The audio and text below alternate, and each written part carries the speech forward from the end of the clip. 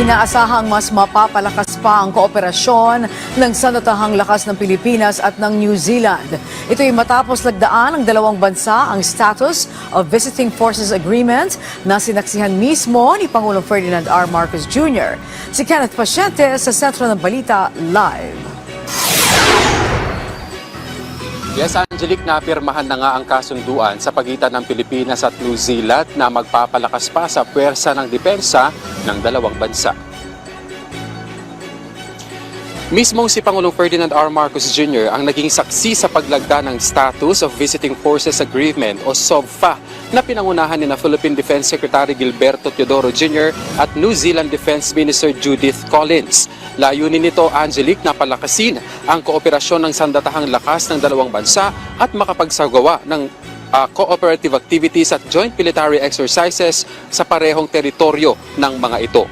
Itinatakda nito ang legal framework na magpapadali na may pagpatuloy ang kooperasyon, mga aktibidad, gayon din ang mga pagsasanay sa bawat teritoryo ng New Zealand at Pilipinas.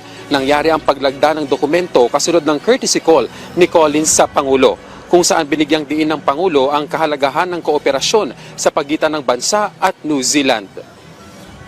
These partnerships have become very important in the face of all that is happening.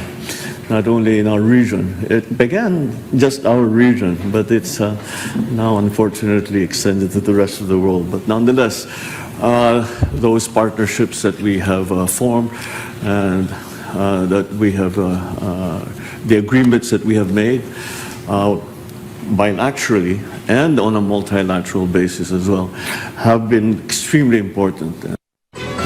Nagpasalamat naman ang opisyal ng New Zealand sa ibinigay na panahon ng Pangulo kasabay ang pagtiyak ng kahandaan nito na patuloy na makipagtulungan sa Pilipinas.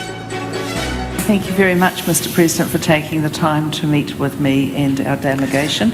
And of course, I acknowledge my good friend Gilberto. We've met on numerous occasions now, so it's the relationship between the Philippines and New Zealand, I believe, is very strong.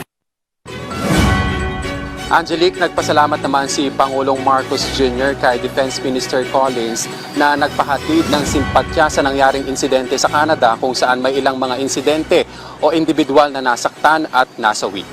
Angelique.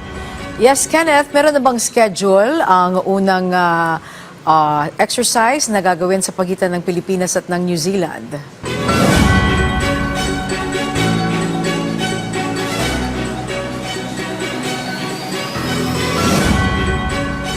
Okay, Kenneth, mukhang hindi na tayo narinig ni Kenneth. Maraming salamat, Kenneth Paciente.